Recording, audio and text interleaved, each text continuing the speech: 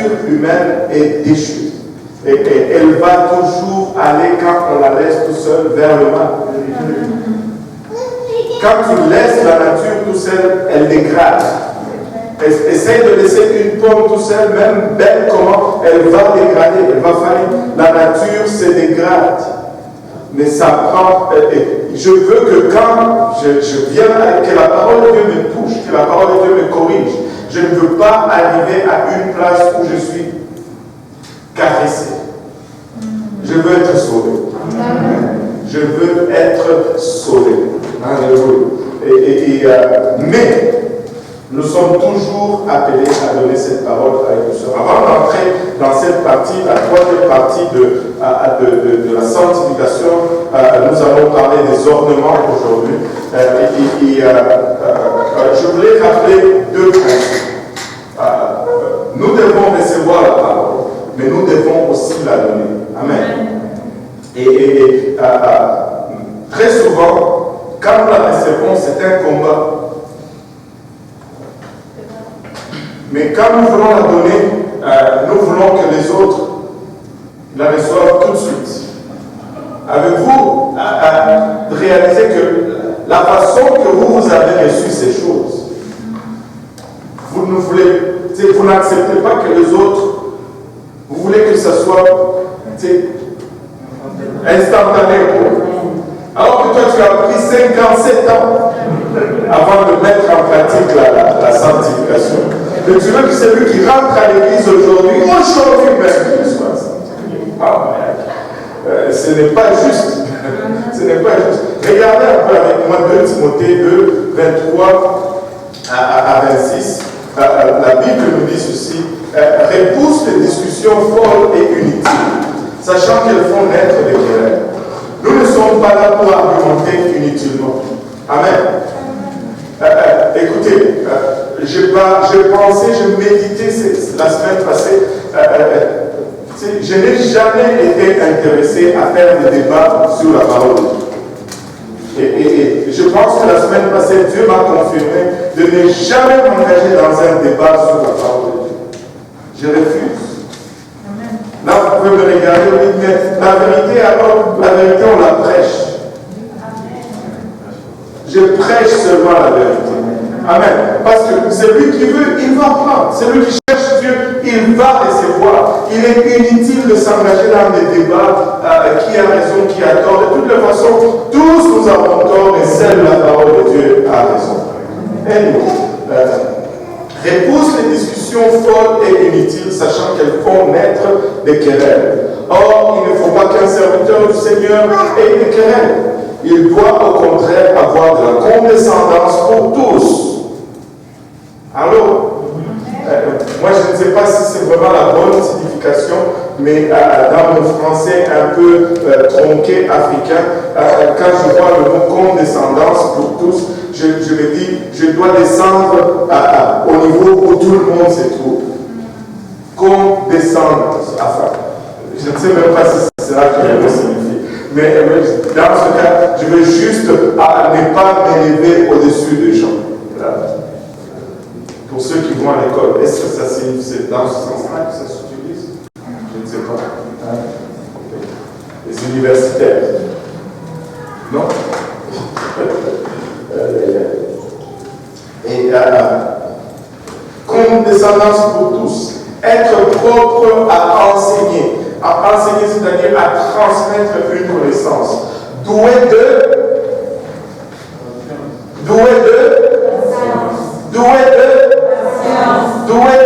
la science. Je vais être patient jusqu'à ce que tout le monde va le dire. Doué de la science. Voilà. On ne veut pas amener les gens rapidement à Dieu. Il y en a qui vont venir vite, mais il y en a pour qui ça va prendre du temps. Amen. Et on va être patient, n'est-ce pas, frère Boaz? Amen. Alléluia. Il doit les dresser avec douceur. Il ne faut pas taper les gens. Quoique des fois, certains, si tu tapes pas, ça passe pas.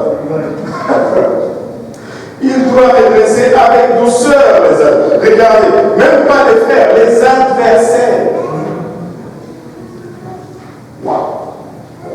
Ils doivent redresser avec douceur les adversaires, dans l'espérance que Dieu leur donnera la repentance pour arriver à la connaissance de la vérité. Notre but, ce n'est pas d'avoir raison. Notre but, c'est de travailler avec patience afin que les autres puissent éventuellement voir la vérité.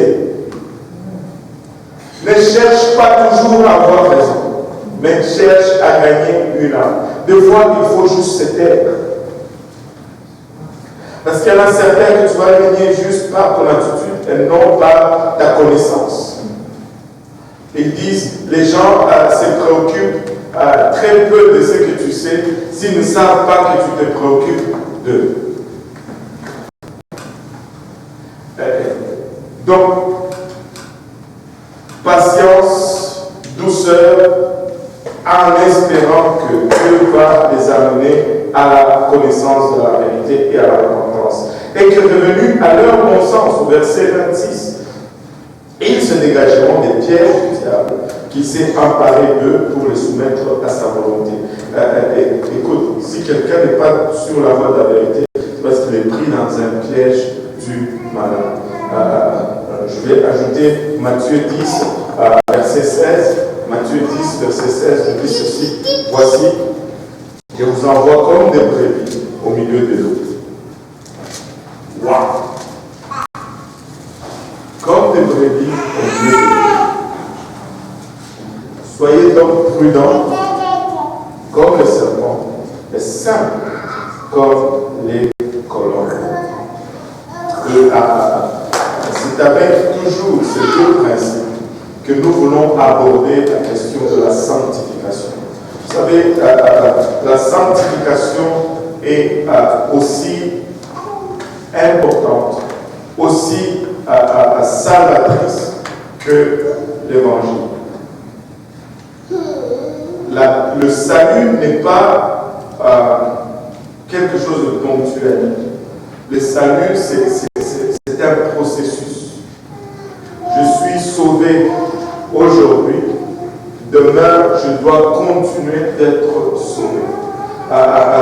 Très souvent, dans le monde chrétien aujourd'hui, on se défait facilement de la sanctification parce qu'on pense que le salut est un événement ponctuel.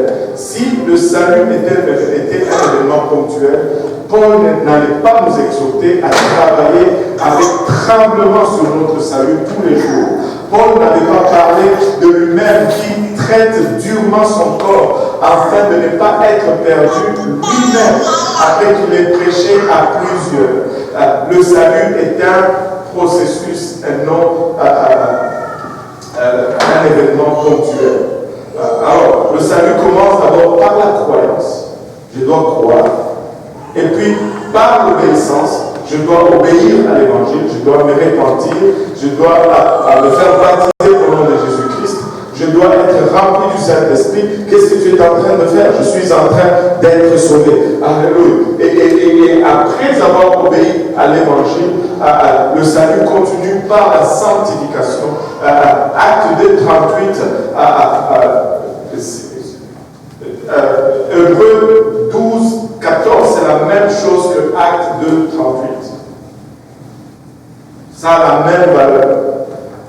Répandez-vous et que chacun de vous soit baptisé au nom de Jésus-Christ pour le pardon de vos péchés, a la même valeur que rechercher la paix et la sanctification,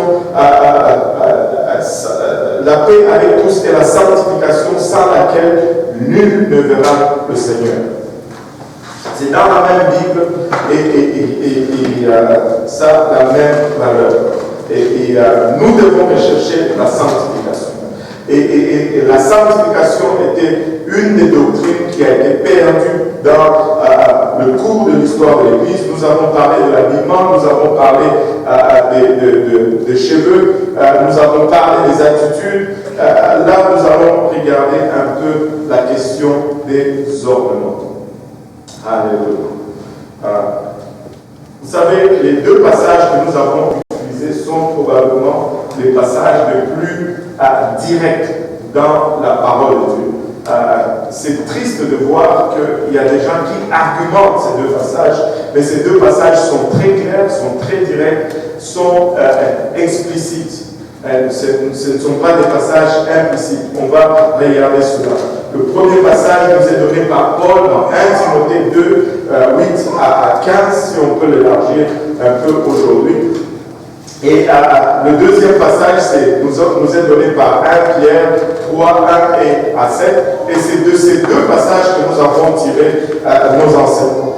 Maintenant, avez-vous remarqué que ces deux passages sont dans le Nouveau Testament et non dans l'Ancien Testament? Il y a une tendance aujourd'hui à dire que bon, ces choses sont pour les temps anciens. Nous, aujourd'hui, nous sommes dans les temps modernes. Dieu, quand il nous a donné sa parole, il nous a donné et le commencement et la fin. Et nous sommes toujours là entre quelque part dans cette parole. Amen. Il a écrit la fin dès le commencement. Donc, ces choses sont pour nous aujourd'hui. Nous avons vu comment Paul, quand il écrivait au livre de Corinthiens, il disait que ces choses sont bonnes pour tous ceux qui invoquent le nom du Seigneur en quelque lieu que ce soit. Cela inclut nous aujourd'hui ici à Montréal en 2021 et cela inclut tous ceux qui vont venir après nous si le Seigneur tarde. Cela inclut tous ceux qui sont en Amérique du Nord aussi bien que ceux qui sont en Afrique et partout. Le principe de la sanctification sont appliqués par rapport à Dieu et non pas par rapport à notre temps. Les principes de la sanctification sont appliqués par rapport à notre nature et non pas par rapport à notre culture. Et on va lire ces deux passages. Bien sûr, Paul parle de la sanctification dans l'Église du point de vue théologique, et Pierre va adresser la question pratique, c'est-à-dire à l'extérieur de l'Église ou à la maison. 1 Timothée 2, à partir du verset 8, Paul nous dit: je veux donc que les hommes prient en tout lieu à l'élément de l'impur. Sans colère ni mauvaise pensée.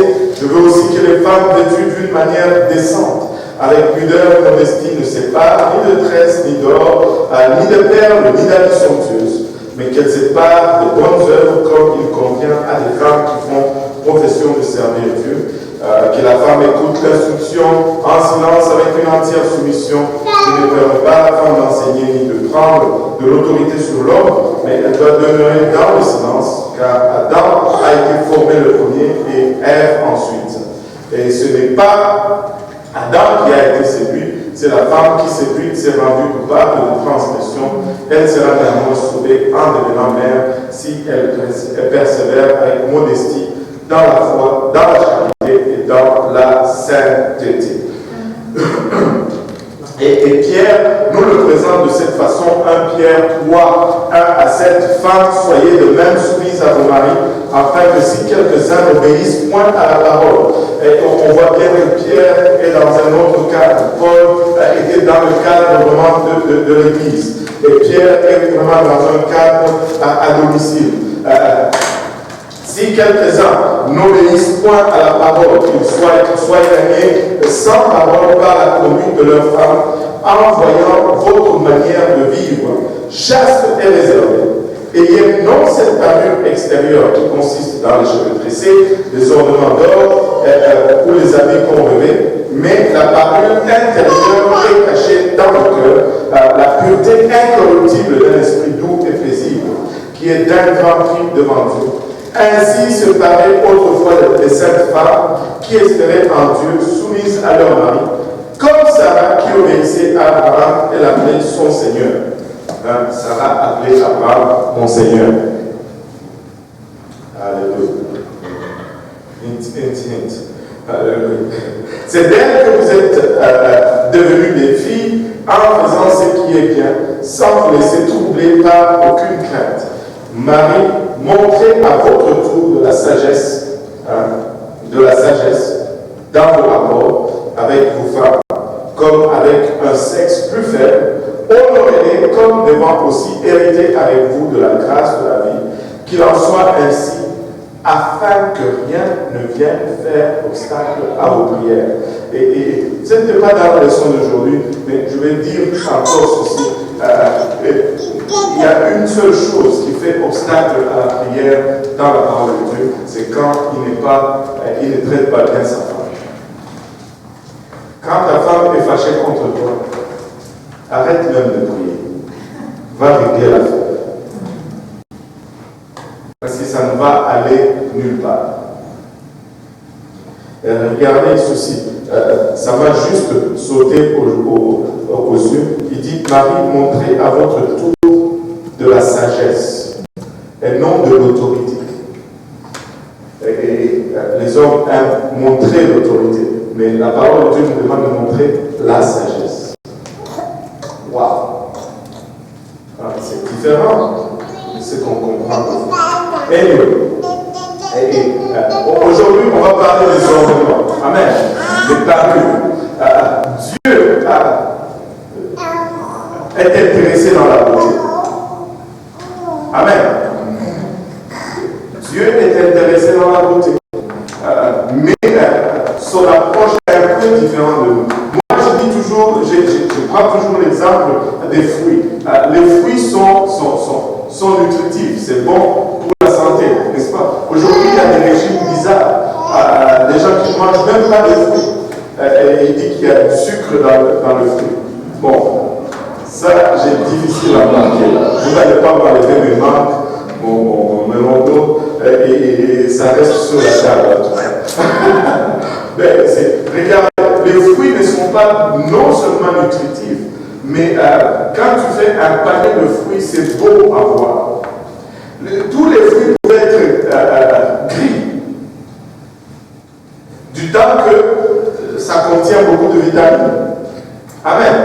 Mais c'est beau de voir des raisins verts, des raisins rouges, une mangue avec la belle couleur, rouge, orange, vert, et des pommes jaunes ou rouges. Non seulement c'est beau à manger, mais c'est beau à voir. Et si vous allez dans un restaurant, la présentation est aussi importante que le goût. Amen. Quand on te présente un plat, tu vois, il y a des carottes, les brocolis, il y a le morceau de viande, et la présentation est aussi importante. Mais si on prenait tout cela, on mettait dans le... Comment on dit ça? Dans un mixeur ou un mélangeur, tu regardes ça, tu n'as pas envie de manger. La présentation, Dieu est intéressé dans la beauté. Dieu veut que nous soyons présentables, nous soyons beaux et belles, surtout belles. Mais très souvent, notre approche à la beauté est contraire à ce que Dieu s'attend ou ce que Dieu a prévu. Le mot orné signifie embellir ou décorer avec des ornements. Et le mot original grec duquel est traduit le mot orné, c'est le mot cosméo. C'est d'où nous tirons le mot français cosmétique. Cosmétique. Et le mot racine de cosmère, c'est cosmos, qui est traduit par le monde. Déjà, dès le départ, nous voyons que notre référence n'est pas bonne très souvent quand nous parlons de ornements ou des embellissements.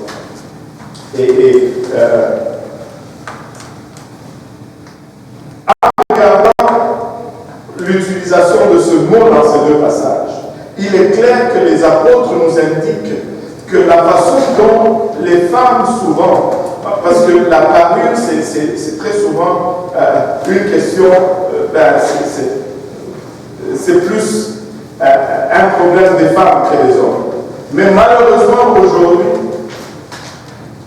toutes ces choses sont mélangées. Les hommes deviennent efféminés. Et très souvent, je me fais reprocher quand je dis ça, mais je vais le dire encore parce que c'est tellement vrai et j'y tiens un homme doit être un homme. Un homme doit marcher comme un homme, doit cracher comme un homme, il doit sentir comme un homme. Un homme doit être sale de foi, il doit transpirer de foi. Un homme qui sent toujours le parfum, c'est pas bon. Vous allez vous battre pour ça. Je raconte cette histoire encore et encore, et ça me choque à chaque fois. Moi, je ne conçois pas qu'un homme se promène avec un crème pour le vin dans ses poches. Tu sais, on va dans la salle de bain, il fait ses besoins, il se lave le main, et puis il met sa main dans la poche en arrière, il prend le peigne. Tu te promènes avec le peigne dans ta poche. Maman la veille, c'est quoi le problème? Depuis qu'il sort la crème,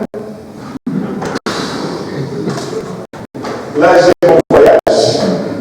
Quand il sort la crème, là j'ai mon voyage. Il dit je sors d'ici. Je ne suis pas safe dans ce lieu. Il y en a qui n'ont pas compris, mais bon.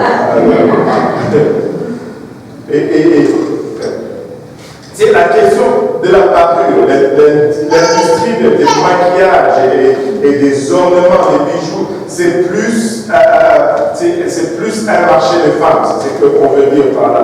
Bien que de nos jours, on voit des hommes qui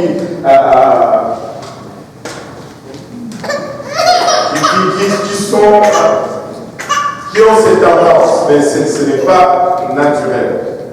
Mais non, les apôtres nous indiquent que la façon dont les femmes peuvent séparer est souvent en opposition avec la parole de Dieu, en opposition avec ce que Dieu désire qu'elles aient comme parure.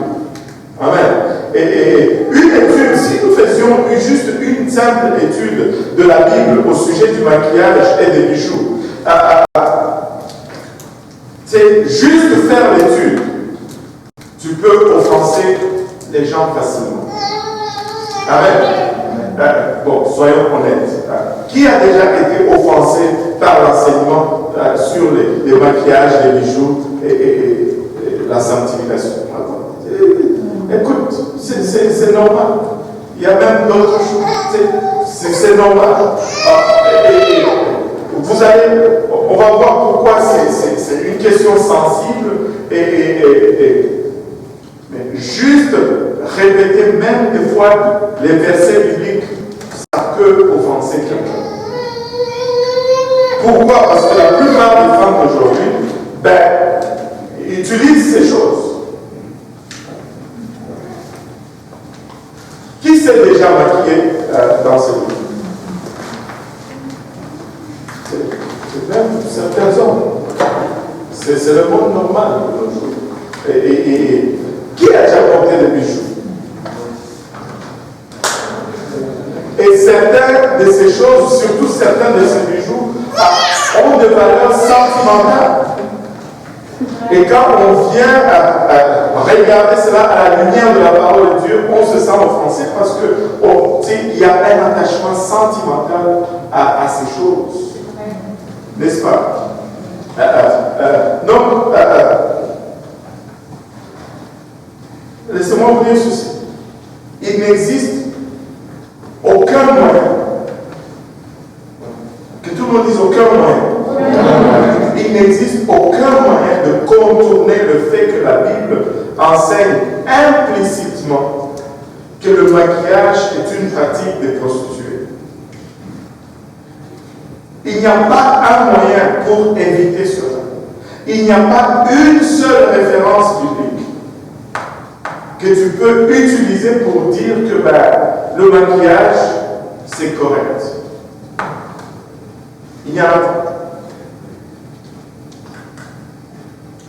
Mais quand tu dis cela, mais très souvent tu peux être perçu comme si tu disais que tous ceux qui se maquillent sont des prostituées. Loin de là. Ce n'est pas ce que nous voulons dire, n'est-ce pas? Nous ne sommes pas en train de détruire que toute personne qui se maquille est prostituée. D'où la difficulté maintenant et la sensibilité d'enseigner sur le sujet. Amen. Alléluia. nous devons être sages.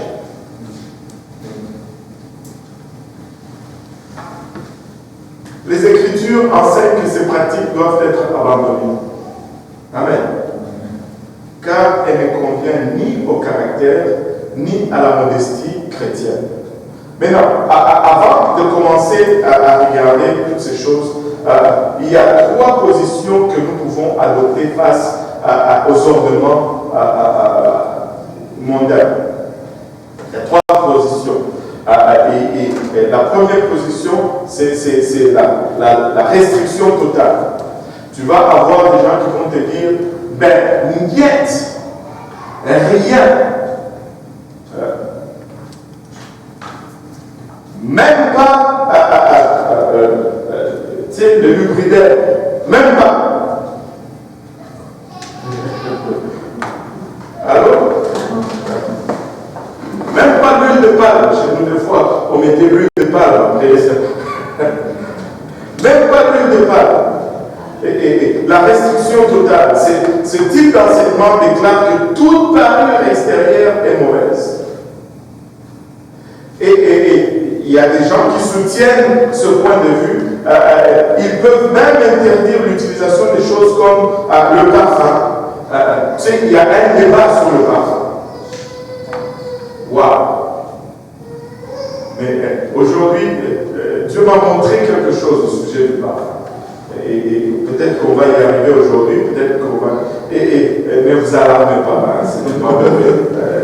C'est pas mauvais. Parce que la question m'a été posée à plusieurs reprises, mais enfin, on va y arriver. Amen. Si pas aujourd'hui, peut-être qu'il y aura plus de monde le mercredi prochain, parce qu'on va parler de parfum. Alléluia. Ils vont bannir même l'utilisation des choses comme le parfum, le crème médicinal, les pinces à cheveux et des bijoux qui sont fonctionnels, tels qu'une montre ou un bracelet médical. Vous savez qu'il y a des gens qui ont des problèmes médicaux, qui ont des bracelets qu'on appelle médicalaires, et que ils ont une crise quelconque, mais c'est grâce à ce bracelet ou à ce bracelet qu'on peut leur procurer les soins dont ils ont besoin. Non, la parole de Dieu dit meurs seulement. Donc nous ne sommes pas le seul. Nous n'adoptons pas ce point de vue radical. Bon, il y a d'autres qui sont un peu, avec le temps, les choses changent. Moi, je ne sais pas pour vous, mais moi, je n'ai jamais été en mesure de porter une montre. Et dernièrement, on m'a demandé, je pense je parlais avec le frère Raymond, et puis le sujet est revenu. Mais je suis comme lui, je n'ai jamais été capable. Mais aujourd'hui, avec nos cellulaires, on a l'heure partout. Mais il y a des gens qui sont habitués à avoir une montre pour l'heure. Amen. Mais bon, si tu veux lire l'heure, tu n'as pas besoin du Rolex de 25 000 $, par exemple. Bon, ça c'est juste. Ça c'est juste. Bon. Il y a des gens qui adoptent une autre position. Ils disent pas de restriction. Il n'y a pas de problème, mon cœur est correct avec Dieu, je peux me pomponner et m'embellir comme je veux, Dieu voit seulement mon cœur. Mais des fois, Dieu a même de la misère à voir mon cœur parce qu'il y a tellement de choses à l'avant.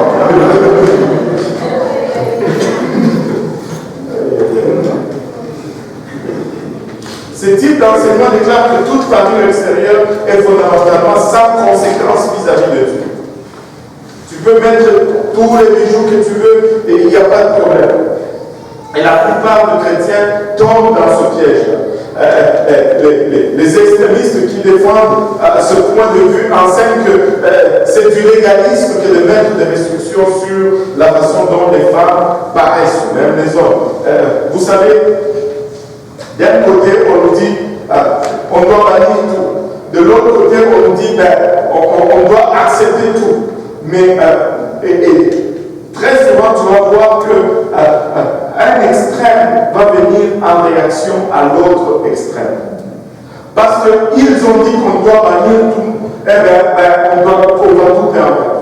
Mais laissez-moi vous dire ceci. L'extrémisme n'est jamais la bonne réponse à un autre extrémisme.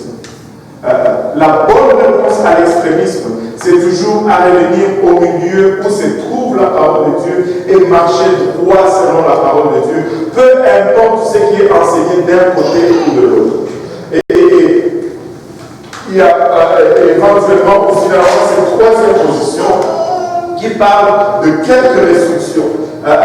Et ce type d'enseignement déclare que la Bible, à travers ses exemples, et à travers ses avertissements explicites et implicites, énonce des principes clairs sur les parures afin de guider les femmes dans une vie pieuse. Et les décisions sur les détails concernant les parures doivent être basées sur ces principes bibliques qui ne sont pas sujets aux interprétations particulières. On cherche la parole de Dieu et on va établir des principes ou déduire les principes. Et selon ces principes, nous allons nous conduire par rapport à une telle chose ou une telle situation. Alléluia. Vous savez, chaque détail de parure n'est pas sujet d'une écriture absolue. Amen. Il n'y a pas de verset dans la Bible qui te dit « Tu ne mettras pas de barrette de cheveux », par exemple. Il n'y en a pas. Mais cela ne signifie pas que Dieu énonce clairement sa volonté ou son désir. Les extrêmes sont faciles, mais l'équilibre est plus difficile. C'est facile d'aller dans un extrême ou dans l'autre, mais c'est difficile de garder l'équilibre. Nous avons parlé des enseignements implicites, des enseignements explicites. Regardons un peu quelques points. Comment la Bible nous énonce les principes.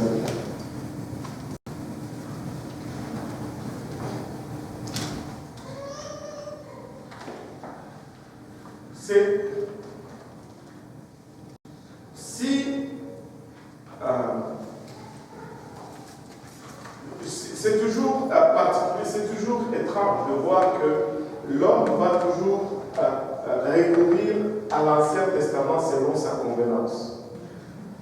Quand il y a de bonnes choses pour lui dans l'Ancien Testament, il va aller les chercher. Mais quand maintenant l'Ancien Testament confirme certaines choses et que tu lui dis ben, ça c'est l'Ancien Testament, on n'en parle pas dans le Nouveau Testament. Tu sais, j'ai déjà eu des échanges là-dessus. Quelqu'un me disait, mais pourquoi ici vous demandez aux gens de raser la barbe et pourtant la Bible, si tu vois dans l'Ancien Testament, a une vision favorable de la Bible. Et puis après quelques temps, la même personne me dit, ben regarde, on ne doit pas payer la dîme parce que la dîme c'est l'Ancien Testament. L'Ancien Testament c'est bon pour la barbe, mais c'est pas bon pour la dîme. Allez comprendre quelque chose. C'est comme un peu ou bien on l'apprend ou bien on l'apprend. Mais laissez-moi vous dire, l'Ancien Testament est important parce qu'elle confirme ce que nous faisons. Dieu ne change pas. Laissez-moi vous dire, si nous étudions vraiment clairement la Bible, nous allons voir que même dans l'Ancien Testament, Dieu a plusieurs expressions de la grâce parce que Dieu ne change pas. Il avait la grâce même dans l'Ancien Testament alors que les règles étaient différentes. Combien de gens ont été épargnés et des fois nous regardons à ces gens, oh pourquoi Dieu n'avait pas zappé? Regarde, nous aurions pu être zappés 10 fois avant qu'on ne zappe ceux de l'Ancien Testament. Et là, nous devons regarder l'Ancien Testament parce que ça nous permet de comprendre des fois la raison pourquoi Dieu demande ces choses et ça nous permet de nous rassurer dans la connaissance que nous avons parce que nous voyons une constance dans ce que Dieu fait. Dieu ne change pas. S'il a demandé quelque chose, ben, il va le demander encore aujourd'hui. Si cette chose devient caduque, nous allons voir, c'est parce qu'il y a des principes qui nous amènent à faire une transition, pas pour remplacer juste la chose, mais ça remplace la chose, mais le principe demeure. Le principe va toujours demeurer. Donc, premièrement, nous allons remarquer que dans la Bible, il y a des enseignements implicites. C'est quoi un enseignement implicite? C'est comme, je donne juste un exemple, mais dans cet exemple, il y a un enseignement qui est sous-entendu. Et nous allons voir que dans l'Ancien Testament, Dieu condamne certaines pratiques en exprimant une attitude constante à l'égard de celles-ci. Il ne va pas dire « je n'aime pas cela », mais à chaque fois que la chose va revenir, vous allez voir que Dieu n'est pas content. Même nous avons cette faculté en nous. Très souvent, surtout les enfants. Des fois, il y a certaines choses que papa n'a jamais dit qu'il n'aime pas. Mais juste quand tu le fais, tu vois son attitude, tu te dis, il n'aime pas. N'est-ce pas? Alléluia. C'est fort. Tu sais, juste par son attitude, ça c'est un enseignement implicite. Tu vois que quand tu commences à faire cela, papa devient silencieux, tu sais que bon, je n'ai peut-être pas l'approbation pour faire ça. Mais quand tu fais certaines choses, tu vois qu'il sourit, là, il y a une approbation. Ça s'appelle un enseignement implicite. Dieu va montrer une attitude constante à l'égard de certaines choses, plutôt que nous donner une interdiction directe. Et dans de tels cas, nous nous tournons vers l'enseignement explicite du Nouveau Testament, par exemple. Tu ne vois pas Dieu dire, je ne veux pas que vous portez les bijoux, mais tu vois toujours Dieu arriver à une place où il n'est pas content quand les gens portent les bijoux. Mais quand on arrive dans le Nouveau Testament, il nous dit, vous ne devez pas vous parler de ces choses. Voilà. Et il y a plusieurs exemples comme ça qui nous montrent la volonté de Dieu par rapport à certaines choses.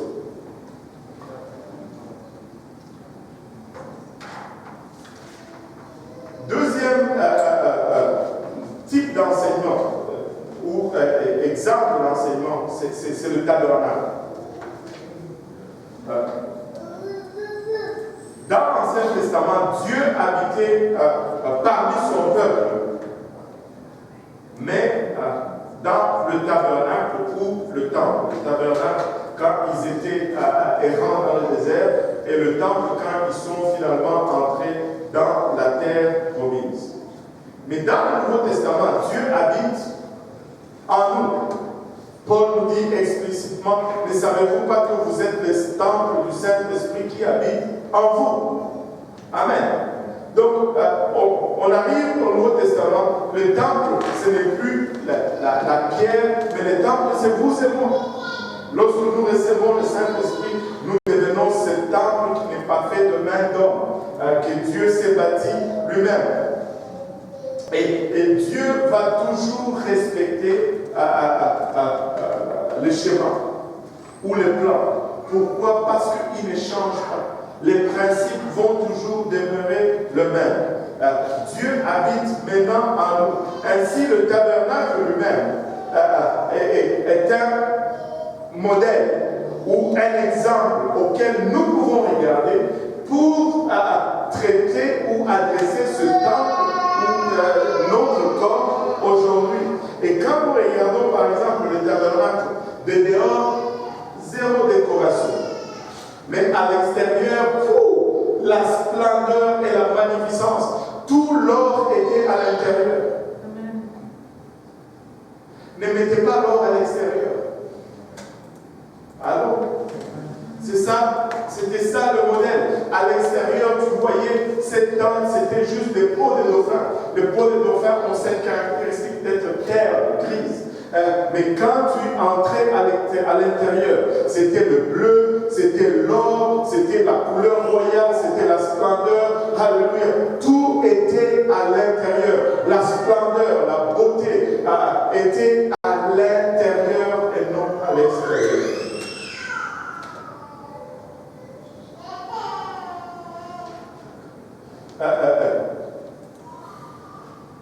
L'or dans la Bible, il est clair que l'or dans la Bible, c'est un type de la divinité. Parce que dans chaque structure terrestre que Dieu a habité, tout l'intérieur était pratiquement recouvert d'or. L'arche de l'Alliance était faite en bois d'acacia, mais et à l'intérieur et à l'extérieur, c'était l'or.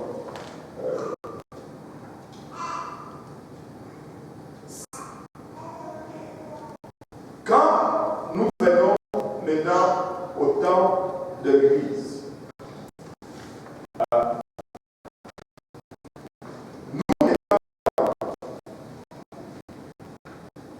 l'extérieur est terre, mais notre or intérieur, c'est cette présence divine du Saint-Esprit à nous.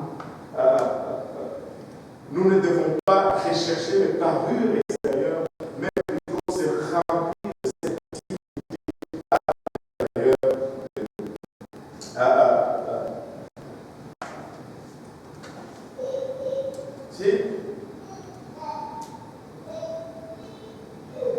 Il y a dans la Bible des passages qu'on appelle des passages descriptifs.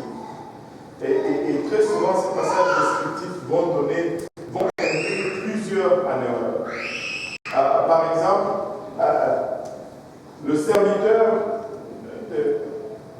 d'Abraham va pour prendre une femme au fils de son père. Il arrive là-bas, il donne la dot, bien entendu. Amen. Il faut donner la dot. Amen. Il donne la dot, mais la Bible nous dit qu'il met un anneau d'or au nez de Rebecca. Alors certains vont prendre cela et dire, ben voilà, Rebecca elle-même, on a mis un anneau d'or à son nez. Donc, moi aussi je peux mettre un anneau d'or à mon nez. Ce passage est un passage descriptif. Rebecca vivait dans un monde de païens, d'où Dieu a tiré Abraham. Et le serviteur d'Abraham est allé et il a juste obéi à la coutume de la place. Ce n'était pas un commandement de Dieu que de mettre un anneau d'or au nez de Rebecca. Il y a ces choses qui sont descriptives dans la parole de Dieu. Mais cela ne signifie pas que, parce que c'est dans la Bible, c'est un commandement de Dieu. Non, c'est juste le récit d'un événement qui s'est produit, point final. Ce n'est pas un commandement de Dieu. La Bible nous dit, Judas est allé se pendre. Cela ne devient pas un commandement. Nous ne sommes pas tous appelés à aller se pendre. C'est une description d'un événement. Il y a beaucoup de passages descriptifs dans la Bible, mais nous devons faire la part de choses et ne pas faire de passages descriptifs des commandements de Dieu. Ils se sont battus toute la nuit. Nous n'allons pas venir à l'église aussi commencer à nous battre toute la nuit parce que ils ont fait la guerre toute la nuit quelque part dans un passage biblique. C'est descriptif. C'est descriptif. Et les passages descriptifs ne sont pas les commandements de Dieu. Alors, il y a quelque chose d'autre à considérer quand on regarde ces choses dans la parole de Dieu. On appelle cela la révélation progressive. C'est-à-dire, Dieu va nous montrer des choses progressivement.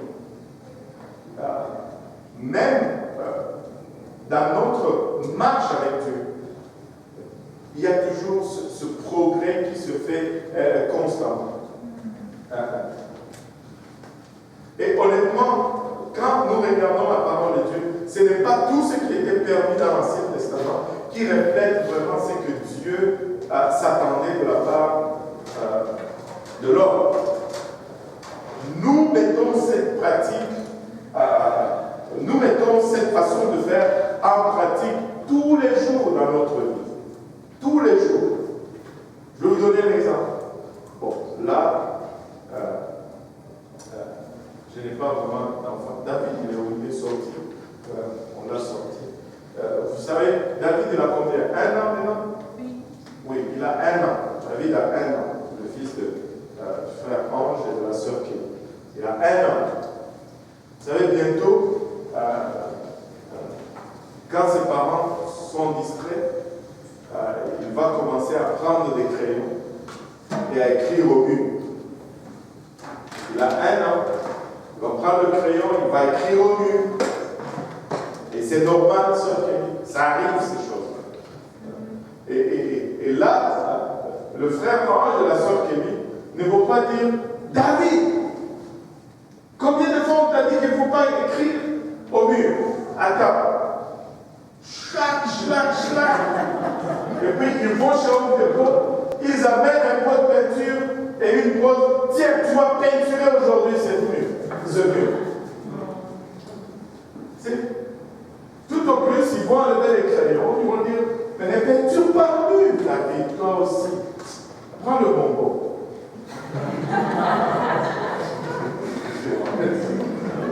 Ça, c'est les parents de pas de notre époque. Mais si aujourd'hui, Eliel, toi tu as quel âge? 13. Eliel a 13 ans.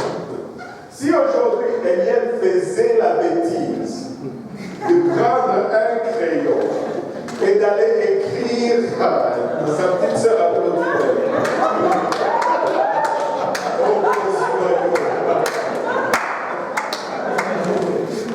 Qu'il écrive au mur. Ça ne peut pas être oh, Eliel, toi aussi. Il ne faut pas écrire. Nini. Sa maman va commencer à parler à Lingala. Ça ne va pas être le français. Pourquoi? Parce que il y a un progrès dans l'attente. Nous voyons cela même avec le Seigneur. Tu sais, au début, Dieu n'a pas traité l'humanité comme il nous traite aujourd'hui. Parce qu'il y avait une progression, non seulement de comment Dieu dealait avec l'humanité, mais cette progression était basée sur la connaissance, sur la révélation que l'humanité arrivait à acquérir. Et aujourd'hui, Dieu s'attend du meilleur de nous. Vous savez pourquoi? Parce qu'il nous donne le meilleur. Juste le simple fait qu'il nous remplit du Saint-Esprit, il peut s'attendre davantage de nous.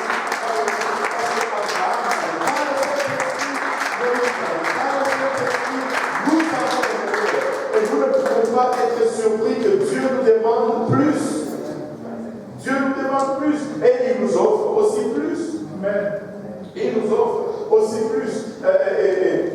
Il y a de ces choses que Dieu a tolérées dans l'Ancien Testament, mais ce ne sont pas des choses qu'on va prendre comme référence, comme étant des lois. Abraham a été polygame.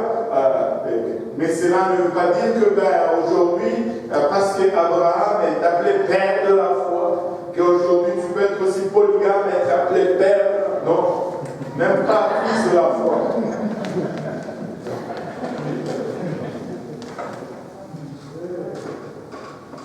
Nous ne trouvons pas de condamnation explicite des pratiques comme de la polygamie dans l'Ancien Testament.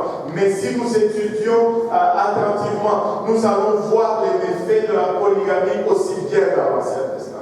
Nous allons voir le désordre que cela génère, les problèmes que cela génère, les conflits que cela génère. Et nous n'allons jamais voir à une place où Dieu bénit cela. Amen. Alléluia. Maintenant, si nous regardons avec tout cela en tête, avec tout ce principe en tête, nous allons voir qu'il va y avoir des choses qui sont implicites, des choses qui sont d'une révélation progressive, des choses qui vont partir du passage descriptif, et des choses qui sont des types, ou ce qu'on appelle la typologie. Et nous allons nous servir de tous ces outils pour vraiment comprendre ce que Dieu s'attend de nous en ce qui concerne les ornements. Maintenant, regardons les ornements dans l'Ancien Testament. Et si nous retournons en arrière, dans l'Ancien Testament, les bijoux étaient utilisés comme monnaie d'échange. C'était une richesse dans l'Ancien Testament. Tout simplement parce que c'était précieux dans la culture antique. Vous pouvez regarder dans le livre de Job 42, et ça nous parle de cela. Et ça pouvait être utilisé pour échanger des articles ou pour faire le paiement d'une dot, comme dans le cas du serviteur d'Abraham qu'on a parlé. Ça, c'est Genèse 24. Et il est important de noter que les bijoux étaient une bénédiction de Dieu. Tous ces métaux précieux, c'était une bénédiction de la part de Dieu. Et Abraham était riche en or et en argent. Genèse 13, verset 2. Abraham était riche en or et en argent. Et Dieu, c'est Dieu lui-même qui avait demandé à Israël de prendre ou de dépouiller les Égyptiens de leurs bijoux à leur sortie de l'esclavage. Vous souvenez-vous de l'histoire? Vous allez dépouiller les Égyptiens. Et le jour qu'Israël est sorti, les Égyptiens leur ont donné leurs bijoux, leur ont donné leurs casseroles, et ainsi de suite. Et Israël est sorti. Vous savez, si tu sers Dieu, tu ne sors jamais perdant. Ils ont travaillé comme esclaves pendant 400 ans.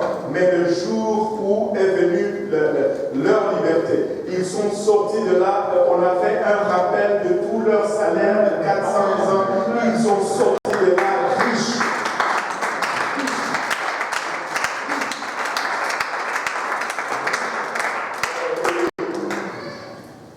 Et Dieu leur a demandé de prendre ces choses.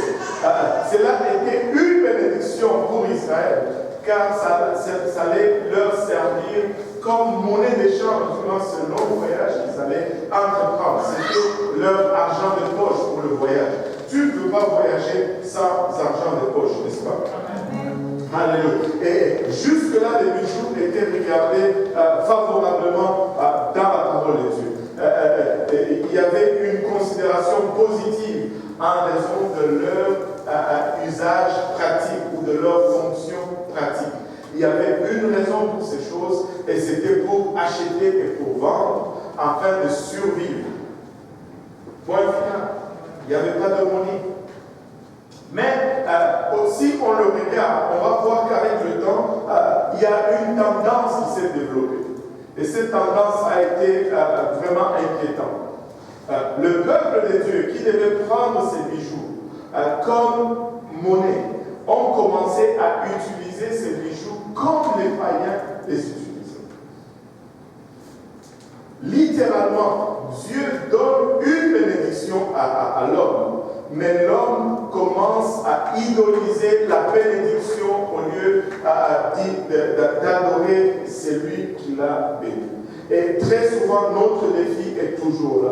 Nous ne devons jamais arriver à cette place où la bénédiction devient plus importante que le bénisseur. Et lorsque nous arrivons à cette place, nous sommes perdants. Écoute, si c'est Dieu qui t'a donné ce travail, Dieu doit demeurer plus important que ce travail. Si c'est Dieu qui t'a donné cette richesse, il doit rester plus important que cette richesse. Si c'est Dieu qui t'a donné cette santé, il doit rester plus important que cette santé. La source doit toujours être plus importante que la bénédiction que nous recevons de la source. Sinon, nous sommes perdus et nous sommes perdants. Israël est arrivé à cette place où ils ont glissé et ils ont commencé à regarder la bénédiction et à idoliser la bénédiction au lieu d'adorer le bénisseur. Et une des premières places où nous voyons la conséquence de cela, c'est dans Genèse 35, du premier verset.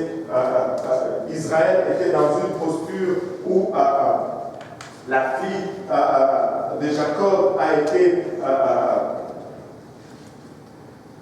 été souillée par un non-israélite. Et les enfants de Jacob ont par ruse, ils ont dans l'obligeance de bouger parce que maintenant il craignait. Regardez avec moi Genèse 35, versets 1 à 5. La Bible nous dit ceci. Dieu dit à Jacob, lève-toi, monte à Bethel et demeure-y. Là tu dresseras un autel au Dieu qui t'apparut lorsque tu fouillais Ésaü ton frère. Jacob dit à sa maison et à tous ceux qui étaient avec lui. Regardez ce que Jacob donne comme recommandation. Il dit, ôtez les dieux étrangers. Et tout le monde dit les dieux étrangers. Ôtez les dieux étrangers qui sont au milieu de vous. Purifiez-vous et changez de vêtements. Nous allons à Bethel. Nous allons à la maison de Dieu. Quand on va à la maison de Dieu, on se purifie. Alléluia. Et dit, regardez le verset 3, il dit, nous nous lèverons et nous monterons à Bethel. Là, je dresserai un autel au Dieu qui m'a exaucé dans le jour de ma détresse et qui a été avec moi pendant le voyage que j'ai fait. Et maintenant, il dit, ôtez les dieux étrangers. Mais regardez la réponse de ce peuple. Regardez le verset 4. Ils donnèrent à Jacob tous les dieux étrangers qui étaient entre leurs mains et les anneaux qui étaient à leurs oreilles. Et les anneaux qui étaient à leurs oreilles. Jacob a dit, donnez-moi les dieux étrangers. Mais ils ont donné et les dieux étrangers et les bijoux qu'ils portent. Ils ont compris l'affaire. Et les anneaux qui étaient à leurs oreilles, et regardez ce que Jacob en a fait. Jacob n'a pas mis cela dans un coffre qu'il traînait sur un chariot spécial auquel il avait seulement la clé. Non, non, non. Des fois, nous voulons nous débarrasser temporairement de ces choses. Mais ce n'est pas ça. Jacob les enfouit sous le térébinthe qui est près de Sichem. Ensuite, ils partirent. Jacob a pris ces choses. Il est allé, il ne les a même pas jetées à la surface de la terre parce que ces gens pouvaient revenir et les ramasser. Il est allé cacher cela en dessous de la terre pour que personne ne retourne et ne reprenne ces choses.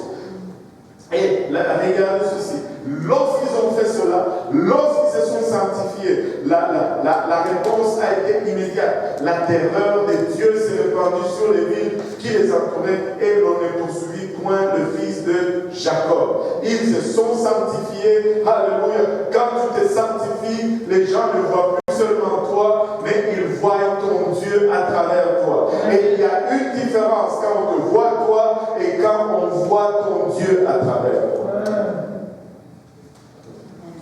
Et ça, c'est la première fois où on voit que on demande, la parole demande de nous dépouiller de ces choses. Maintenant, ils ont continué.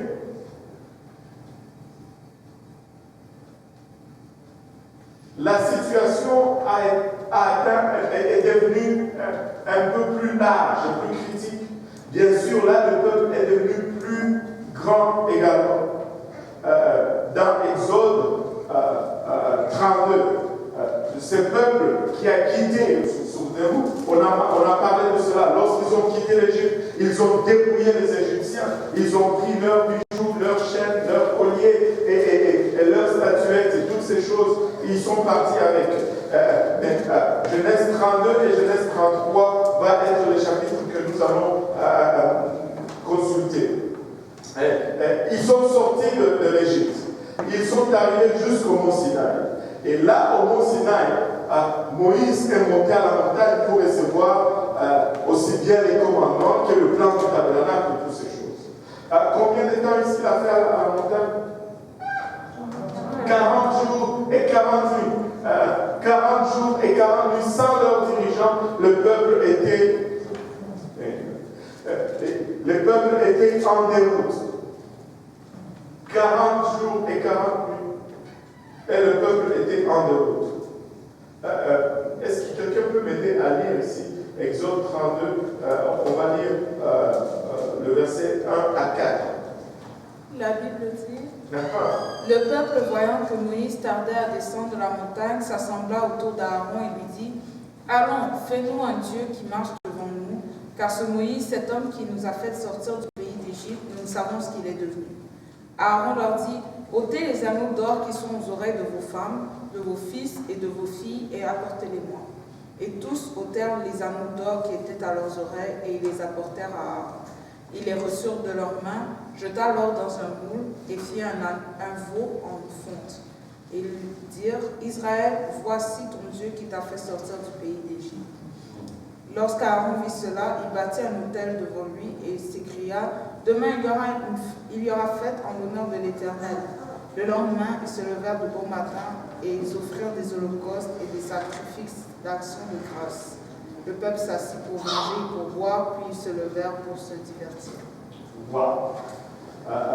Moïse part, il traîne, le peuple dit c'est Moïse, cet homme. Avez-vous vu vraiment comment il parle de lui? Cet homme, c'est Moïse, ce type-là. Oh, pauvre, parce que, enfin, je dis pauvre Moïse. Ce type-là, il nous a fait sortir d'Égypte, il nous a amenés jusqu'ici. Maintenant, il est allé dans sa montagne, on ne sait plus où il est. Et nous avons besoin d'un Dieu. Aaron, ça se bouscule un peu dans la tête. Vous savez que Aaron n'était pas dans le plan de Dieu. C'est Moïse. C'est pasteur Moïse lui-même qui a demandé. Alléluia. Le peuple va voir Aaron. Aaron dit, donnez-moi vos bijoux et toutes ces choses. Et remarquez, ces gens qui ne... Ça a pris juste 3 mois. Il y a 3 mois plus tôt, ils n'avaient pas ces bijoux.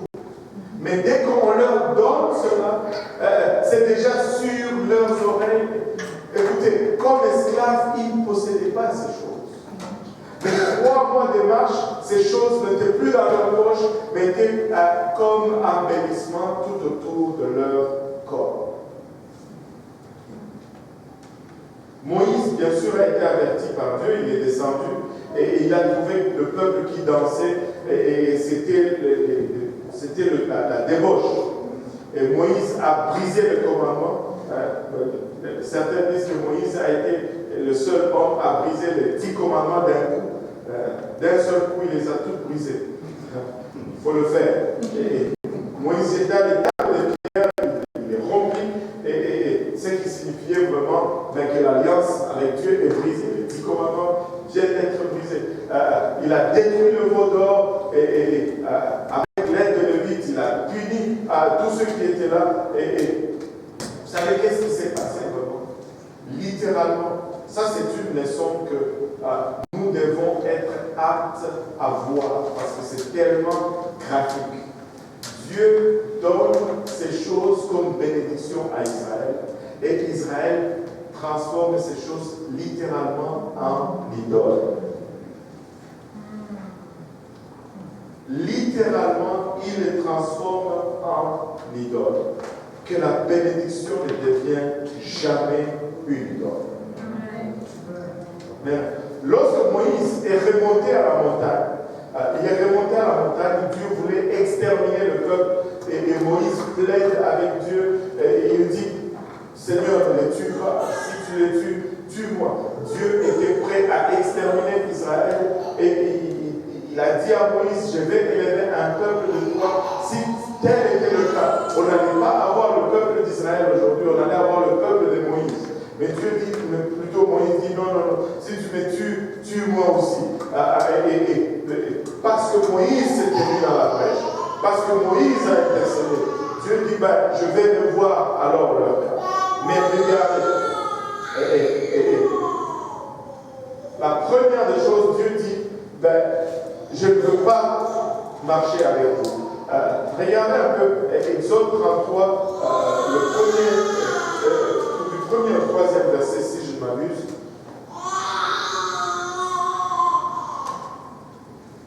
La Bible dit, l'Éternel dit à Moïse, va, pars d'ici, toi et le peuple que tu as fait sortir du pays d'Égypte, monte vers le pays que j'ai juré de donner à Abraham, à Isaac et à Jacob, en disant, je le donnerai à ta postérité.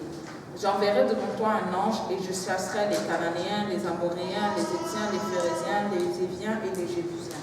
Monte vers ce pays où coule le lait et le miel. Mais je ne monterai point au milieu de toi, de peur que je ne te consume en chemin, car tu es un peuple courroyé.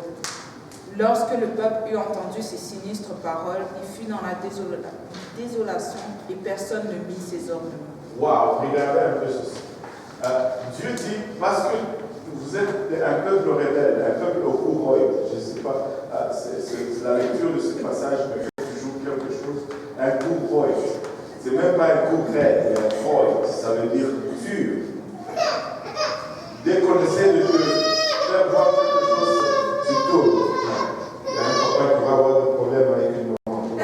Alléluia, voilà Dieu. Et il dit, vous êtes un peuple au courroye. Si je vais avec vous, vous allez pécher et je vais vous consumer. Je ne veux plus marcher au milieu de vous. Je vous envoie seulement un ange et allez suivez-les, il va vous aider. Mais Moïse a dit, non,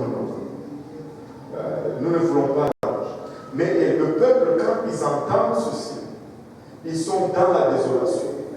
Et leur façon d'exprimer qu'ils sont tristes et qu'ils se répandent, et qu'est-ce que la Bible nous dit? Ils enlèvent, tu peux me relire le dernier verset, c'était le troisième, je pense. Le cinquième, le quatrième. Tu étais déjà au quatrième? Non. Lorsque le peuple eut entendu ces sinistres paroles, il fut dans la désolation et personne ne mit ses ornements. Et personne ne mit ses ornements. Lorsqu'ils ont entendu que Dieu ne veut plus marcher avec eux, ils ont été tous attristés et personne n'a mis ses ornements. Vous savez pourquoi ils n'ont pas mis ses ornements, leurs ornements? Parce qu'ils savaient que c'est ce qui ne plaisait Dieu. Alors, vous savez, quand tu as déjà fauté, tu sais, tu viens à la maison avec un bulletin qui n'est pas trop bon. Du coup, tu commences à ranger ta chambre. C'est quand ton fils commence à ranger sa chambre, tu suspectes qu'il y a quelque chose. Suspecte qu'il y a quelque chose. Et tu sais qu'est-ce que papa et maman aiment. Et maintenant, pour gagner la grâce, tu anticipes. Il savait que Dieu n'aime pas ces choses. Il dit, là, nous sommes déjà brûlés. Mais essayons maintenant de l'amadouer. Et ils enlèvent leurs ornements. Et en réponse, Dieu a offert de réconsidérer son action à leur égard. Regardez ce que Dieu dit au verset 5. Et l'Éternel dit à Moïse, dis aux enfants d'Israël, vous êtes un peuple courroyé. Si je montais un seul instant au milieu de toi, je te consumerais. Ôte maintenant tes ornements de dessus toi. Attends un peu, toi, tu vas trop vite. Ôte maintenant tes ornements de dessus toi. Et puis? Et je verrai ce que je te ferai. Et je verrai ce que je vais faire. Maintenant, qu'est-ce que cela signifie? Ils avaient déjà d'abord ôté leurs ornements. Mais là, Dieu dit, ôte maintenant les ornements de dessus toi. Qu'est-ce que ceci signifie? Est-ce que ça veut dire qu'ils ont enlevé leurs ornements et ils l'ont mis ça au-dessus d'eux? Non. Ôte maintenant tes ornements de dessus toi, c'est-à-dire ôter de façon permanente. Parce que la parole de Dieu nous dit, il enlève nos iniquités de dessus nous, c'est-à-dire il nous pardonne de façon permanente. Ôter quelque chose de dessus quelqu'un, c'est de le faire, on ne va plus revenir là-dessus. On ne va plus revenir là-dessus. Il dit, ôte ça de façon permanente et je verrai ce que je ferai. En d'autres termes, Dieu est en train de leur dire, si vous ne me remettez plus ces choses, je veux voir ce que je peux faire.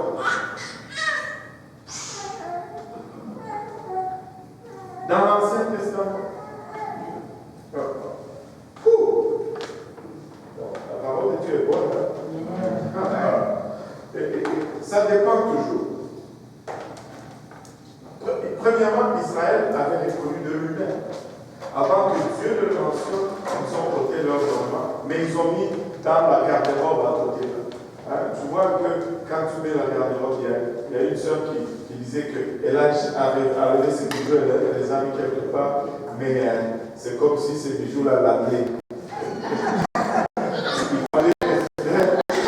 Il fallait jeter, il ne fallait pas laisser là.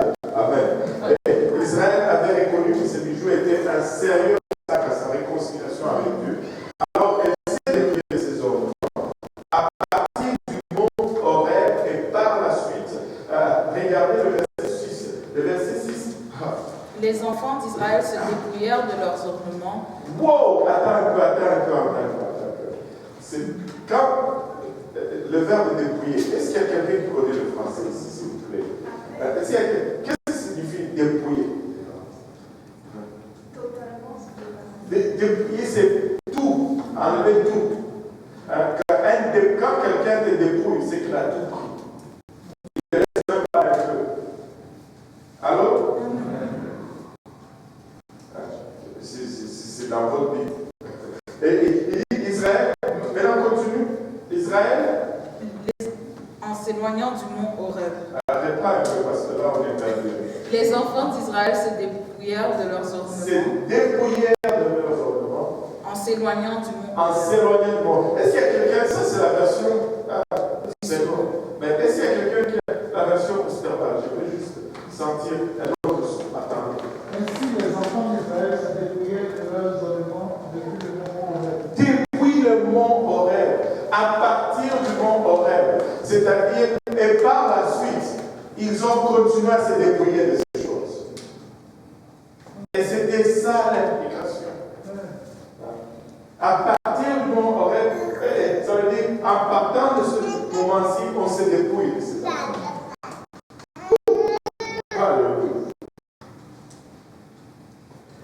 C'était comme si Israël a pris un engagement de mettre fin à l'utilisation de ces choses dans le but d'élever la chair. Je vends un peu la mèche.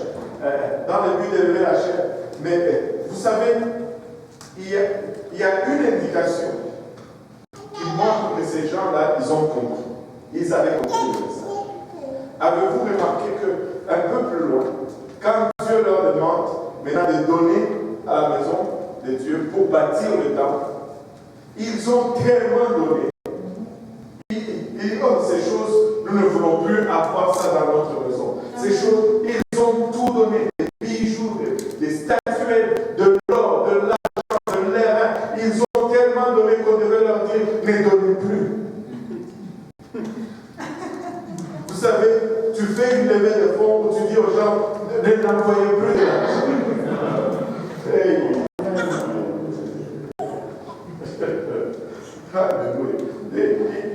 Ils ont tellement donné parce qu'ils savaient que ces choses nous ont mis dans des problèmes. Voilà une occasion de s'en débarrasser sans avoir mal au cœur. Ils ont donné. Alléluia. Maintenant, pourquoi est-ce que les ornements ont été une pierre d'achoppement? Pourquoi est-ce que ces choses-là produisent cet effet?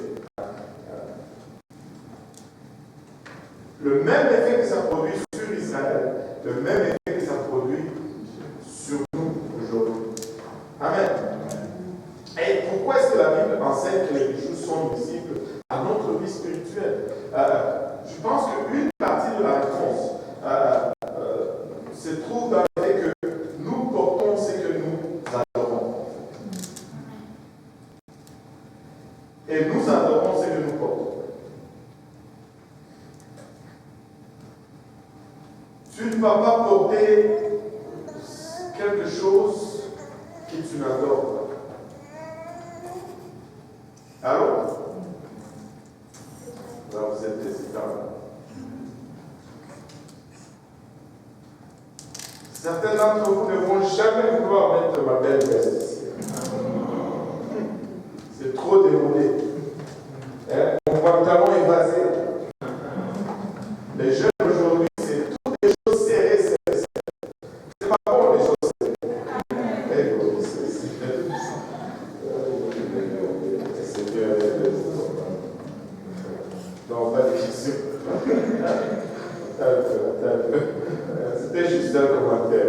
va commencer à se battre là-dessus. Amen, gloire à Dieu. Regardez. Nos vêtements et nos ornements révèlent mieux nos idoles. Que ce soit la beauté, la richesse ou la sophistication. Il y en a qui aiment les choses sophistiquées. Il y en a qui aiment les telles couleurs. Ça expose un peu ce qu'il y a dans notre cœur. Orner notre corps avec des bijoux, ce que ça fait, c'est que ça détourne l'attention. Cette attention qui devait aller vers Dieu, on la détourne sur notre chair. Quand tu mets quelque chose de brillant quelque part, tu attires le regard sur ce qui brille, n'est-ce pas? Alors, et quand nous aurons encore, nous prenons l'attention qui devait être portée sur Dieu, nous la menons sur nous-mêmes. Et ça amène toujours, et ça favorise le culte personnel, le culte de soi, qui est en fait de l'idolâtrie. C'est pourquoi l'ornement extérieur est une pierre d'achoppement à la vie spirituelle intérieure. Tu sais, je ne sais pas, peut-être que vous n'allez pas être d'accord avec moi, mais ce n'est pas grave. Laissez-moi vous dire ceci. Quand les gens sont, je veux dire, ornés, même leur façon de marcher change. Tu sais, quand tu es... As-tu déjà remarqué, même quand tu portes ton costume, bien habillé, avec ta chaussure, tu ne marches pas de la même façon que quand tu es en jogging et tes baskets. Alors, du coup, la démarche devient droite. Là, ça devient... on a le même effet quand on a des bijoux et ces choses, même la façon de marcher change. Ça nous affecte. Et en passant, les gens vont dire, moi je ne porte pas ça pour me montrer. Moi je porte ça parce que j'aime ça. Mais pourquoi alors est-ce qu'on met ça toujours à la place où les gens vont voir? C'est tous ceux qui portent des montres, comment ça s'appelle, Rolex, ils s'assurent que leur manche, vous avez déjà vu ces pasteurs qui font leur... c'est pas pour que c'est toujours...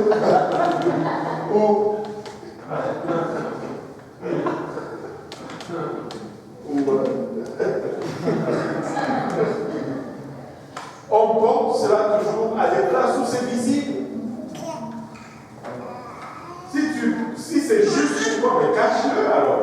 Ne le montre pas. Mais c'est parce qu'on veut montrer un standing. On veut montrer une classe sociale. On veut montrer une richesse. Au fait, littéralement, il n'y a pas une raison pour laquelle les hommes portent des bijoux si ce n'est pour montrer qu'ils sont riches. Là, je sais que vous n'allez pas être d'accord avec moi. Mais c'est ça. C'est que j'ai pu acheter ça. En fait, j'ai tellement d'argent que je peux mettre ça, ça part sur mon cou, et puis je suis correct. Je mange quand même. Parce que, regardez, ça ne change rien. J'ai déjà eu des problèmes avec ça. Mais laissez-moi vous dire, ça ne change rien. Que tu aies deux choses qui penchent de deux côtés de ton oreille, ton nez garde la même forme qu'il avait avant et après. Tu as le même yeux. Si tes yeux sont proches, tes yeux restent proches. Si ton nez est gros et plat, il reste gros et plat. Mais tu as juste ajouté des choses. Mais tu n'as rien changé. Ça n'embellit personne. Les bijoux ne changent pas la forme de ton visage. Allô? Enfin, ça c'est juste moi. Peut-être. Donc, ça va toujours. Parce que quand tu mets ces choses, tu commences à avoir une pensée une image de qui Au lieu d'être celui que tu es. Voilà. Mais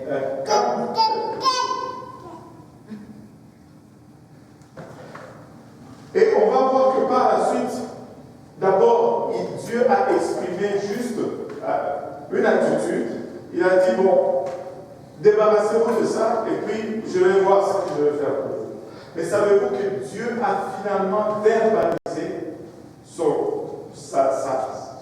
sa haine, si je peux dire comme ça, des bijoux. Regardez Deutéronome 7, versets 25 et 26. Deutéronome 7, versets 25 et 26.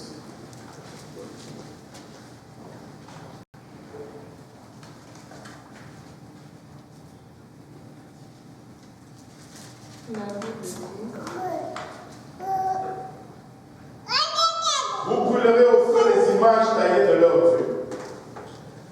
Tu ne convoiteras point. Et tout le monde dit, tu ne convoiteras point. Et si tu ne peux pas convoiter, tu ne peux même pas posséder. Amen. Tu ne convoiteras point et tu ne prendras point pour toi l'argent et l'or qui sont sur elle, de peur que ces choses ne te deviennent un piège, car elles sont en abomination à l'Éternel ton Dieu. Tu n'introduiras point une chose abominable dans ta maison, afin que tu ne sois pas comme cette chose dévouée par interdit. Tu l'auras en horreur, tu l'auras en abomination, car c'est une chose dévouée par interdit. Ces bijoux, ces anneaux, ces chaînettes, ces amulettes c'était littéralement ça habillé par leurs statuettes, porter ces choses. Et vous savez, j'avais lu ces versets encore et encore et encore une fois, jusqu'à ce que je travaille avec une dame qui, la pauvre dame, avait une situation dans sa vie passée. Et un soi-disant féticheur lui a fait faire 2 poupées. Et ces 2 poupées représentaient soi-disant ses enfants. Et ces poupées avaient des chaînettes, des bijoux. Et elle a traîné ça pendant je ne sais pas combien de temps. Nous avons pris ces choses, nous les avons brûlées. Et cette femme a été délivrée de cette situation. Laissez-moi vous dire, ce n'est pas une nouvelle pratique que de mettre des bijoux sur des statuettes ou des idoles. Et Dieu dit, tu ne prends pas ces choses, et tu ne les fais même pas rentrer dans ta maison, parce que c'est une abomination à l'Éternel, ton Dieu. Laissez-moi vous dire ceci. Une abomination à Dieu demeure une abomination éternellement. Parce que Dieu ne change pas. Dieu ne change pas. Alléluia. Et Dieu leur dit littéralement, vous n'allez pas prendre ces choses dans vos maisons. Vous savez qu'il était interdit même au roi d'accumuler l'argent lors de Deutéronome 17.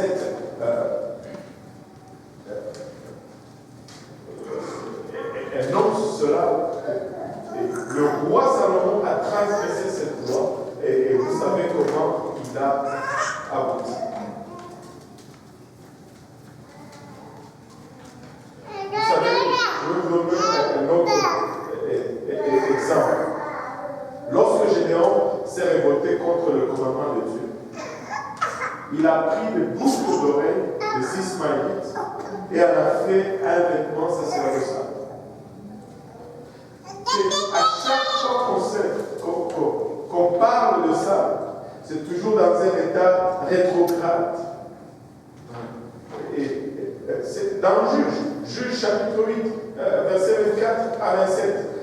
Gédéon leur dit, j'ai une demande à vous faire. Donnez-moi chacun les anneaux que vous avez eus pour butin. Les ennemis avaient des anneaux d'or car ils étaient pauvres. Seigneur. Quelqu'un doit me le lire parce que le livre tout seul, peut-être. Juge 8, 24. La Bible dit, et Gédéon leur dit, je vous ferai une demande, c'est que vous me donniez chacun de vous les bagues d'or qu'il a eues pour butin. Car les ennemis avaient des bagues d'or parce qu'ils étaient ismaélites. Oh, les ennemis avaient des bagues d'or, pourquoi? Parce qu'ils étaient. On identifie leur nation par le fait qu'ils portaient des bagues d'or. Ils avaient des bagues d'or parce qu'ils étaient et non israélites. Cela veut dire que s'ils étaient israélites, ils n'avaient pas à avoir des bagues d'or. Alors, leur identité est associée à leur usage de bijoux.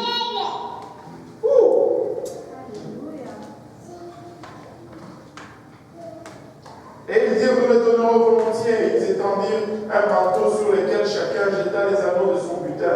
Le poids des anneaux d'or que demanda Gédéon fut de 1700 cycles d'or, sans les croissants, les pendants dorés et les vêtements de pourpre que portaient les rois de Madian, et sans les colliers qui étaient au cou de leurs chameaux.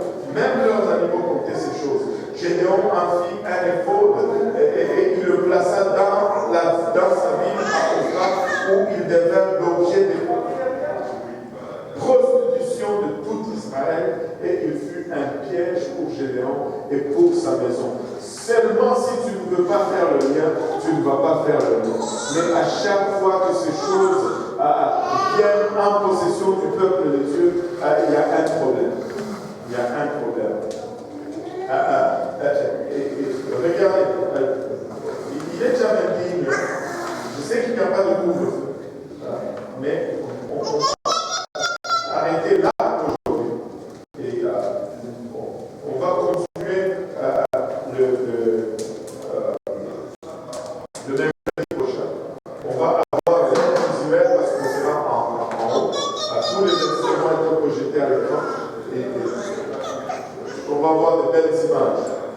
Mais laissez-moi vous dire ceci, nous avons établi une tendance claire dans l'Ancien Testament que Dieu n'était pas du tout favorable aux ornements et on va rentrer dans le maquillage de l'eau et Dieu n'est pas favorable à ces choses. Dieu demande que nous soyons ornés différemment. Amen. Différemment. Est-ce qu'il y a des questions par rapport à ce qu'on a vu aujourd'hui? Évitons de poser des questions sur d'autres sujets. Pour le temps, amen. Alléluia. Oui. Ma question c'était par rapport à Aaron et Moïse. Oui. On avait dit comme Aaron n'était pas dans le plan de Dieu à la base, Oui. mais Dieu a quand même fait que le sacerdoce soit aaronique et non de Moïse. Je me demandais pourquoi. Ouais, parce que c'est Moïse qui a créé Aaron. Et dès le départ, Aaron n'était pas dans le plan de Dieu. Mais comme Moïse a demandé spécifiquement que ce soit lui qui parte à sa place, le sacerdoce italien portait le nom d'Aaronique. Mais aussi bien Moïse que Aaron, ils étaient lévites. Donc on n'a pas changé de famille ou de clan, mais tout simplement la voie par laquelle Dieu n'a plus été celle qu'il avait planifiée. Si Aaron n'était pas là, ça aurait peut-être été différent parce que ça a donné de l'autorité à Aaron. Et c'est pourquoi le peuple est allé le solliciter quand ils étaient dans le désert. Et vas-tu remarquer que c'était avant que Aaron ne soit établi souverain sacrificateur, que tout cela est arrivé.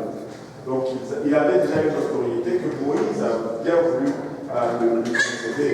Mais le plan B n'est jamais un bon plan. Quand Dieu te dit quelque chose, il faut juste faire ce que Dieu te dit.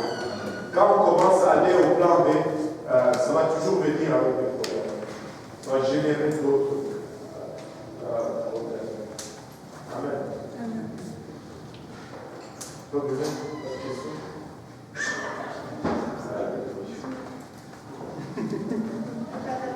Oui, frère, est en compétition avec le frère. En fait, avant qu'il pose ma question, Oui. je vais lire 3 passages. 3 passages.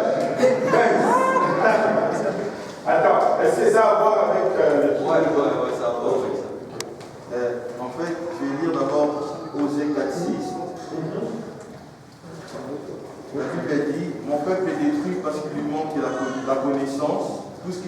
vérité, la connaissance, je te rejetterai, tu seras dépouillé de mon sacerdoce.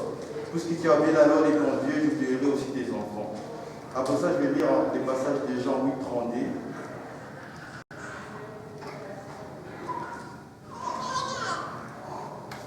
La Bible dit, vous connaîtrez la vérité et la vérité vous affranchira.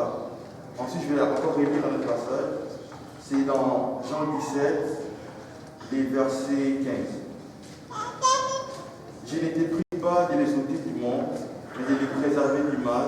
Ils ne sont pas du monde comme moi je ne suis pas du monde. Sanctifie par ta vérité, ta parole est la vérité.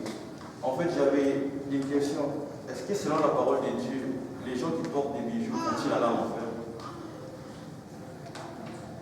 Posé comme ça, la question est mal posée.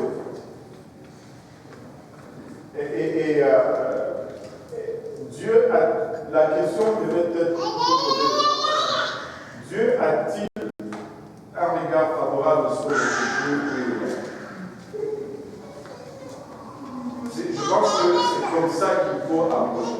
Parce qu'à chaque fois que tu vas approcher une question du point de vue, est-ce que je vais aller au ciel ou à l'enfer?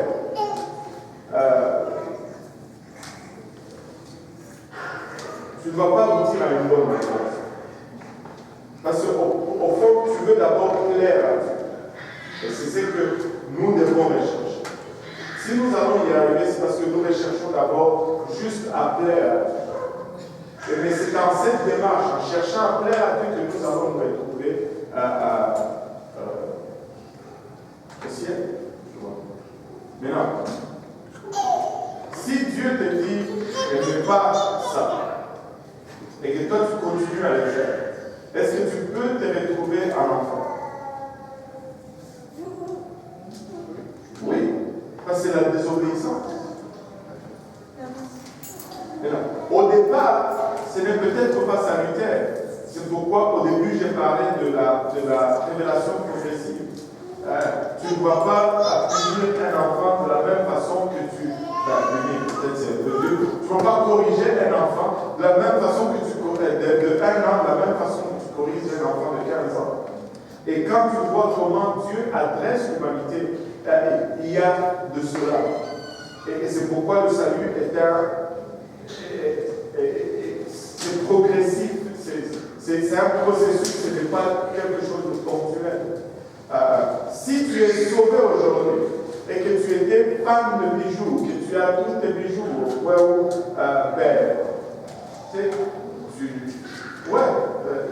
tu as été baptisé aujourd'hui, tu sors de là, tu portes tes bijoux, que tu arrives là, tu meurs, tu vas au ciel. Mais si tu marches avec Dieu et que Dieu est en train de te dire, mon enfant, laisse tomber ces choses, laisse tomber ces choses, laisse tomber ces choses, toi tu dis non, non, non, non, éventuellement tu vas faire comme ça. Parce que ce n'est pas juste une question de oui ou non. Il n'y a pas une ligne tracée que sauver, pas sauver, sauver, pas sauver. Non, non, c'est pas ça. C'est vraiment une direction dans laquelle je marche et dépendamment de où je suis, tu sais, je peux être dans une situation, je suis sauvé, mais l'autre est presque dans la même situation, mais il est perdu. Je vais te l'expliquer. Mettons que le ciel soit là et que l'enfer soit ici. Moi, Dieu m'a sorti de la drogue, m'a sorti du mensonge, m'a sorti de la cigarette, mais il y a encore les bijoux à sortir là. Mais je vais dans cette direction. Mais si moi, il m'avait déjà sorti, ou lui, il l'avait déjà sorti, il est ici, mais il arrive là, il commence à retourner encore à ces choses, ben, il est perdu. On n'est peut-être pas, tu sais, il semble être plus à l'avant que moi, mais il est dans la mauvaise direction. Il est en train de retourner à ce qu'il avait. Peut-être qu'il a menti une fois, mais moi je suis ici, j'ai menti peut-être 50 fois par jour, mais là je suis rendu à 10 fois seulement. Mais lui, il ne mentait plus, mais il est rendu, il commence à mentir 2 fois par jour. Mais il est dans le trouble plus que moi. C'est vraiment pas une question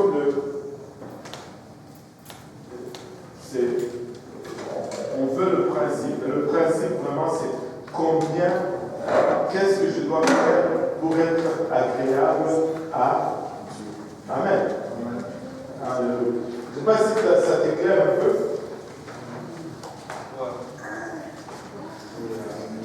Alors,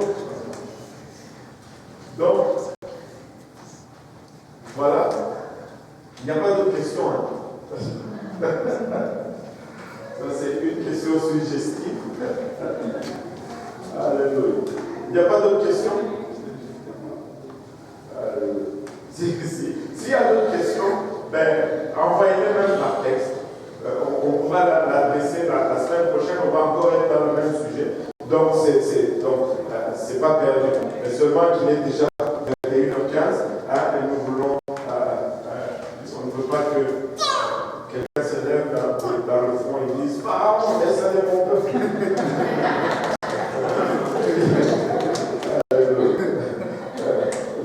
Si on peut se lever tous ensemble le doyen va conclure en prière, comme ça on va pouvoir partir. Amen. Amen. Grand Dieu, éternel Dieu puissant, je te dis, nous te rendons grâce encore une fois, Papa, pour ton esprit que nous sentons avec Dieu. Nous te remercions, Papa, pour ton esprit, Papa, que tu as rendu disponible dans ces lieux. Nous te remercions pour la parole, pour la révélation, Seigneur, que nous avons eue aujourd'hui. Nous te prions que ces paroles demeurent en nous, Seigneur, et que nous puissions aussi, éternel Dieu tout-puissant, de distribuer autour de nous, Seigneur, que des personnes soient touchées aussi par cette parole. Nous te bénissons, nous te rendons grâce. Papa, bénis nos pas comme nous avons rencontré à la maison, Seigneur, et que la prochaine fois nous nous retrouvons encore dans ta maison pour célébrer ton grand et merveilleux nom. Que le peuple de Dieu dise au nom de Jésus. Au nom de Jésus.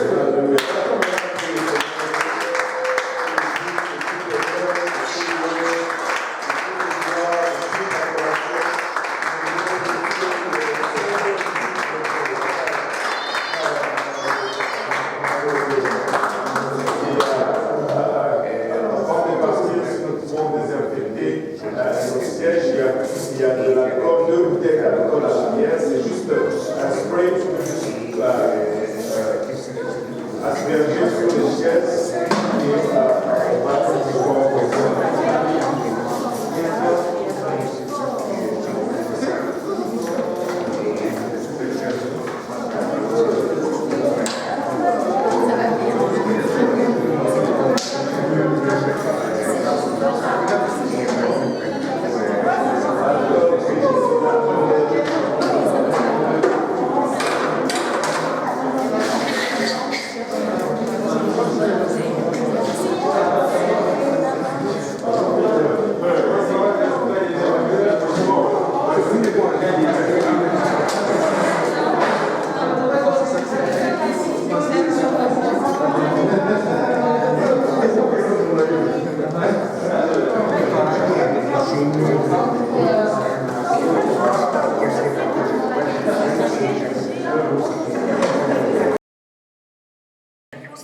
Mesdames, messieurs, c'est la fin pour aujourd'hui. Prochaine diffusion demain à partir de 19h. Église de Grand-Vie avec Pasteur Vincent Roger et Église de Pierre-Paul avec notre frère, le pasteur Serge Tour, le frère Bois. Que Dieu bénisse, au revoir.